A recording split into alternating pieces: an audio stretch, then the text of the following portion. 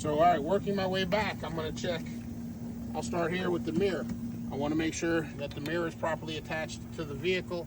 Again, I'm just looking at the condition of the bracket, the housing, making sure it's properly affixed to the door. And then I want to check the overall condition and cleanliness of the mirror itself. I want to make sure that it's clean, it's clear, there's no cracks, there's no stickers, nothing that's going to obstruct my view. Now, this is the first of 2 mirror checks, because you'll check them from the outside for condition and damage, but once you're seated, you also check them for adjustment. All right, and that's the only way you can check them is from the when you're in the seat. You can't check them for adjustment out here, because you got to see what you see once you're in the seat. So again, this is properly affixed to the vehicle. There's no cracks or damage to the casing or the housing.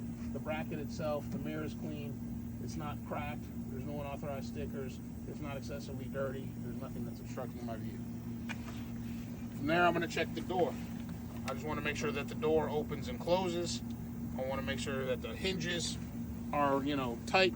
I want to make sure that all the hardware is intact. I want to make sure that the weather seal is doing its job. It's actually sealing out the elements, which it is. It's not torn. Again, it's rubber. So just like we check the rubber hoses, rubber sidewalls, cracks, frays, splits, dry rots, things of that nature. Again, check the hinges. Make sure the door isn't loose.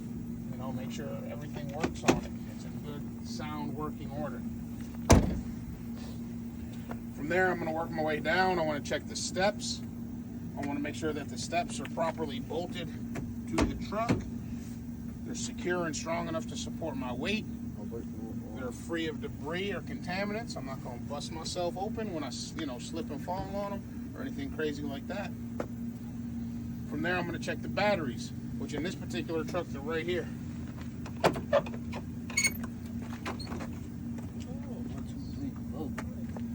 And I just want to make sure, again, they're not contaminated. There's no corrosion on them. There's no damage to them. They're not swollen.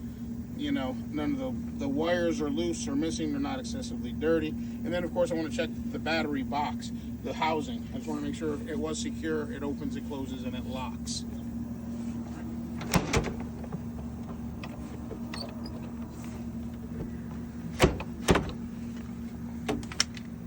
There, I'm just going to continue to work my way back.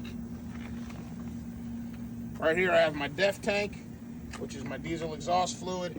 Again, I just want to make sure that the cap is on tight as best as I can see. I don't see any evidence of diesel exhaust leaking or fluid leaking, diesel exhaust fluid. So that's pretty much it. The cap's on tight.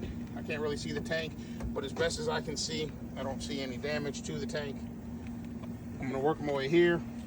I want to check the fuel tank. Again, I want to make sure that the tank itself isn't damaged, no cracks. And again, that's the cap, so I want to make sure that it's not leaking. And again, no diesel fuel on the ground. All right. So now I'm going to work my way back. Again, if I forgot to do my exhaust up there, I can do my exhaust here, over there. Because remember, this one doesn't have a vertical stack. It only has the underneath stack. So we just got to make sure that we remember to check it.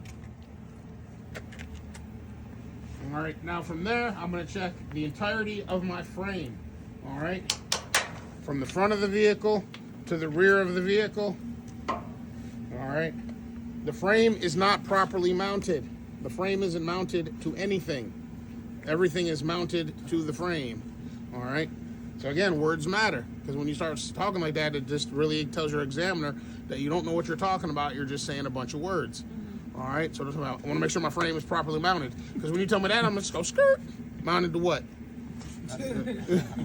You just told me it was properly mounted. What's it mounted to? All right. But what I will check my frame for is make sure that it isn't cracked. It's not dented.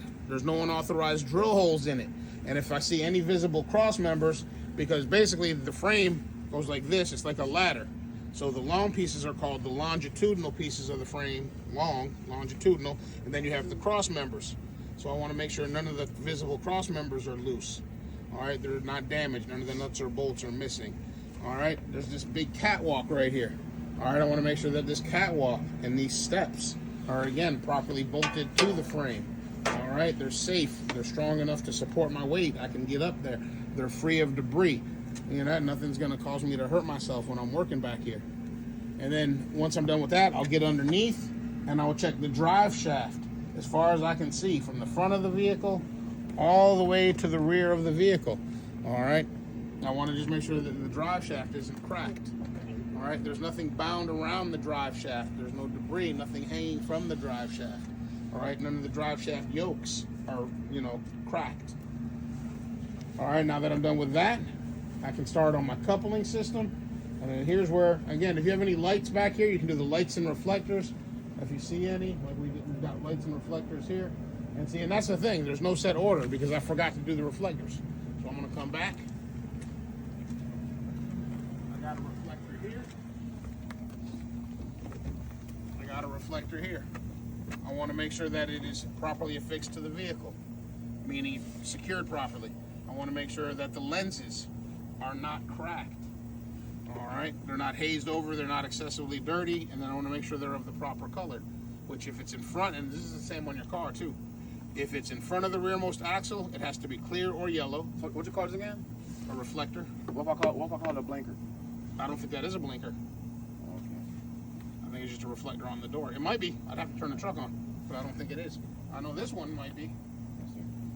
And see, that's the difference. What's the difference? Well, because reflectors aren't lights. Lights are lights. Lights have electricity. This is a reflector right here. Yeah, exactly. Oh. Just think like on a bicycle. You know what I mean? Those are reflectors. But if it's in front of the rearmost axle, it has to be amber or clear. If it's behind the rearmost axle, it has to be red. So again, reflector here, reflector here. And then of course I got these reflectors back here. I got these lights as well. Again, you want to just check any and all lights and reflectors. See, you got reflectors up there, but then underneath them you got lights. Those are reflectors, those are lights.